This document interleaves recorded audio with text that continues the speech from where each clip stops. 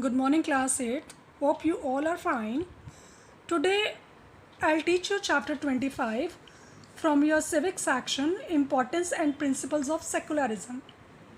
Class 8, I hope you understood the meaning of the word secularism.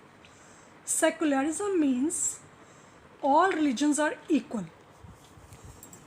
The Indian Constitution was implemented on 26 जनवरी 1950. आप सभी को पता है हमारा संविधान जो है 26 जनवरी 1950 को लागू हुआ. Many guidelines were laid down before finalizing the constitution. संविधान बनाने से पहले बहुत सारी चीज़ों को देखा जांचा परखा गया. Constitution of every country has some basic principles. हर देश के कॉन्स्टिट्यूशन में कुछ ना कुछ सिद्धांत है. Chinese constitution is based on communism. Communism मतलब वो स्टेट जो हर एक चीज़ पर अपना कंट्रोल रखती है. While the American constitution is based on liberal capitalism. Liberal capitalism मतलब private ownership. Although Indian constitution is not based on any particular governing principle, but still the members of our constitutional committee has prepared it on the basis of varied basic principles. हमारा भारत का जो संविधान है वो किसी खास सिद्धांत पर आधारित नहीं है, बल्कि हमारे कॉन्स्टिट्यूशनल मेंबर्स ने इसको अलग अलग देशों के सिद्धांत पढ़कर अलग अलग तरह के सिद्धांतों पर इसको बनाया. Many basic principles have been incorporated in our constitution. हमारे संविधान में बहुत सारे जो थे प्रिंसिपल्स जो सिद्धांत जो हैं वो रखे गए. One such basic principle of our constitution is secularism. और उनमें से मुख्य एक सिद्धांत जो है वो secularism है. The main reason for incorporating secularism in our constitution was the slavery. अब इसके पीछे मेन मकसद ये था कि हमारे देश में गुलामी की प्रथा थी. All religions were not considered equal. सभी धर्मों को एक समान नहीं माना जाता था. We were also surrounded by the evil of caste discrimination for some years. कुछ सालों तक हम जात पात के जंजीरों में भी जकड़े रहे. Christianity emerged the main religion, while at other time Muslim religion was prominent in the society. आज़ादी से पहले हमारे समाज में मुस्लिम धर्म भी था, पर धीरे धीरे हमारे समाज में क्रिश्चियनिटी भी आनी शुरू हो गई. This religious fanaticism ultimately led to the partition of our country in 1947. और 1947 में धर्म ही एक ऐसी वजह बनी जिससे हमारे देश की पार्टीशन हुई. There were communal riots, murders, fights over religion. धर्म के नाम पर कई दंगे फसाद हुए. Besides this, people of pre-independent India were also divided on the basis of religion. आज़ादी से पहले भी हमारा भारत धर्म के आधार पर ही बटा. Therefore, it became all the more important to incorporate secularism in our constitution. Thus, under the circumstance, it was essential for the constitution makers to follow the principles of secularism. इसलिए हमारे संविधान बनाने वालों के लिए ये ज़रूरी था कि वो धर्म के नाम पर भी कोई सिद्धांत बनाए. A secular country is that where all religions are equal. Secular country वो कंट्री होती है जहाँ पे सभी धर्म एक समान हो. The secular country does not have any state religion and people are free to practice any religion. Secular country में कोई ऐसी स्टेट नहीं होती जो धर्म के नाम पर बनी हो और लोग आज़ाद होते हैं किसी भी धर्म को अपनाने के लिए. All people have religious freedom. In a secular country, nobody will be discriminated on the grounds of the religion. One of the biggest example of secularism is that the president in our country have been from different religions. अगर हम एक बढ़िया उदाहरण देखें हमारे देश का, तो हमारे देश के जो प्रेसिडेंट हैं अभी तक अलग अलग धर्मों के चुने गए हैं. The same is applicable for prime ministers and other post. और इसी तरह से ही हमारे देश के प्रधानमंत्री और बाकी के पदों के लिए भी है. Transformation of principles of the constitution into laws. The preamble of the constitution is given in the beginning, which includes the basic objectives and principles of the constitution. हमारे संविधान के शुरुआत में एक preamble दिया गया हुआ है जिसमें हमारे संविधान के objectives and principles, objectives क्या हैं और उसके rules क्या हैं, संविधान principles क्या हैं, लक्ष्य क्या हैं, वो बताए गए हैं. It is a key to the thought of Constitution Committee. Principle of Indian constitutions are 70 secularism, right to freedom, equality, universal brotherhood and national unity and democracy. These principles have legal significance. सभी का धर्म एक समान है, सबको आज़ादी की समानता है, सब एक बराबर हैं, यूनिवर्सल भाईचारा है, राष्ट्रीय एकता है, डेमोक्रेसी है। ये सभी प्रिंसिपल्स जो हैं बहुत ही इम्पॉर्टेंट है। First principle and object of Indian constitution is internal and external freedom. जो सबसे पहला प्रिंसिपल है हमारे संविधान में दिया गया, इंटरनल एंड एक्सटर्नल फ्रीडम। हमें अपने देश के अंदर और बाहर पूरी आज़ादी है। Now India is independent and free to manage its external affairs. Bharat पूरी तरह से आज़ाद है अपने बाहर के मसलों को हल करने के लिए। Power lies with the people. लोगों के पास इस तरह की शक्तियाँ हैं। Justice, ideals of our constitution is to provide social, economic and political justice to all people। हमारा संविधान जो है आम जनता को सामाजिक, आर्थिक और राजनीतिक जस्टिस उपलब्ध करवाता है, न्याय उपलब्ध करवाता है। Social justice means there will be no discrimination on the basis of caste, creed and colour. Social justice का मतलब है, सामाजिक न्याय का मतलब है धर्म, जाति, रंग भेद के आधार पर कोई भेदभाव ना करना।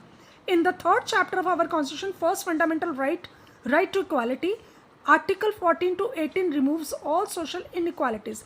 अगर हम अपने सिद्धांत के चैप्टर 3 में देखें तो फर्स्ट फंडामेंटल राइट जो कि राइट टू इक्वालिटी दिया गया है आर्टिकल 14 से 18 में, जिसमें किसी भी तरह की सामाजिक इनइक्वालिटीज़ को ख़त्म किया गया है। Economic justice, concept of this justice provides equal opportunities for all the on livelihood and equal pay for equal work।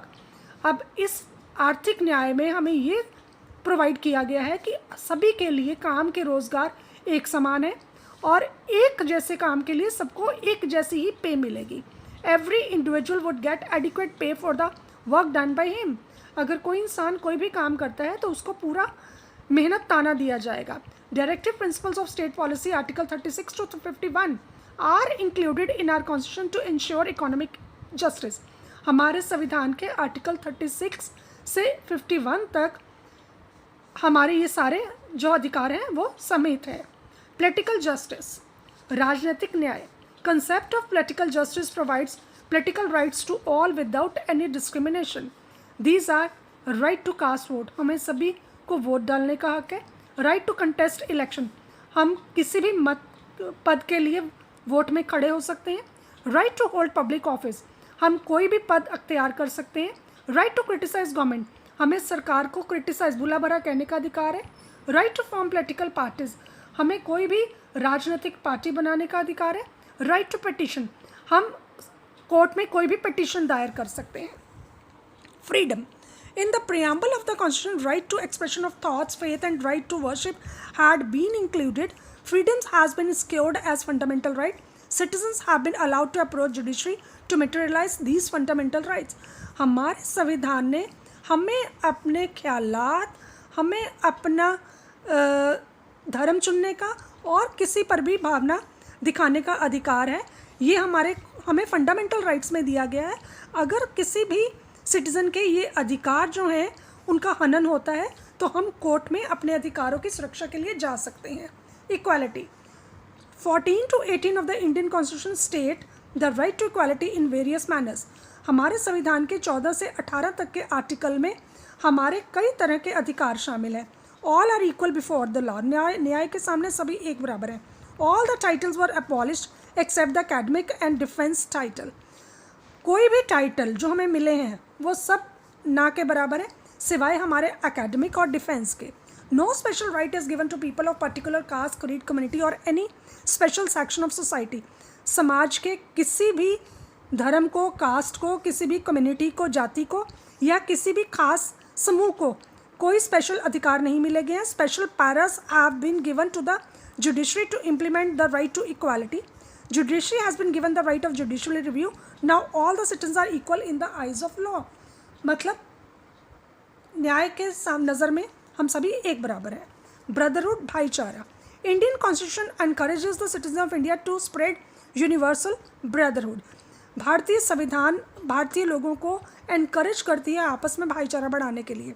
The spirit of brotherhood must prevail among the Indians because people from different religions and communities reside here. और यही भाईचारे का जो नारा है हमारे भारतीयों को आपस में जोड़े रखता है, क्योंकि हम यहाँ पे बहुत ही ज़्यादा धर्मों के और कम्युनिटीज़ के लोग रहते हैं। Despite of this, the main hindrance for the delay in Indian independence was a communal factor. इसके बावजूद हमें आज़ादी मिलने की देरी भी इन्हीं कारणों से हुई। Various sections in the Indian constitution try to create equality among citizens in despite of their religion, caste, creed and sex. National equality and unity. Founders of Indian constitution wanted national unity in India. संविधान बनाने वालों ने ये ज़रूर रखा कि हमारे देश में एकता बनी रहे। To implement this objective through the 42nd amendment of the constitution, equality and fraternity words have been added in the preamble. और इसी को लागू करने के लिए हमारे 42nd अमेंडमेंट सिद्धांत के equality and fraternity words have been added. Equality और फ्रेटर्निटी जैसे शब्दों को ऐड किया गया। From this we understand that despite the fact that people from different caste, creed and communities reside in India, still they all work for the same purpose। Bharat में चाहे कई जाति धर्मों के लोग रहते हैं, पर फिर भी वो एक ही मकसद के लिए काम करते हैं, that is prosperity of the nation, देश की खुशहाली के लिए। To implement these objectives constitution has laid various laws. और इसके लिए हमारे संविधान ने कई नियम बनाए हैं। These objectives are not only included in the constitution but laws have been made also. ये ना सिर्फ हमारे संविधान में शामिल है बल्कि इनके लिए कई कानून भी बनाए गए हैं। In case anybody break this laws, he और she is liable to be punish. अगर कोई भी इन नियमों की पालना नहीं करता तो हमारा कानून उसे सज़ा ज़रूर देता है। Indian constitution includes many objectives and principles, many laws have been laid to implement these objectives. बहुत सारे ऐसे कानून बनाए गए हैं कि इन ऑब्जेक्टिव्स को लागू किया जाए। But even after 67 years of independence, we are failing to abide by these objectives। अभी भी इतने सालों की आज़ादी के बाद हम इन सिद्धांतों को अच्छी तरह से लागू नहीं कर पाए। We will discriminate on the basis of caste, creed, religion and community। आज भी हम धर्म जाति के आधार पर अपने आप में भेदभाव करते हैं। Today also some religious and social groups of society ask for separate nation। आज भी कई ऐसे धर्म और सामाजिक समूह हैं जो समाज में अपने लिए अलग नेशन की मांग करते हैं, अलग राज्य की मांग करते हैं। This was your chapter, hope you understood the chapter. Class 8 students, do your question answers regularly, right them in your notebook and try to learn them. Thank you so much.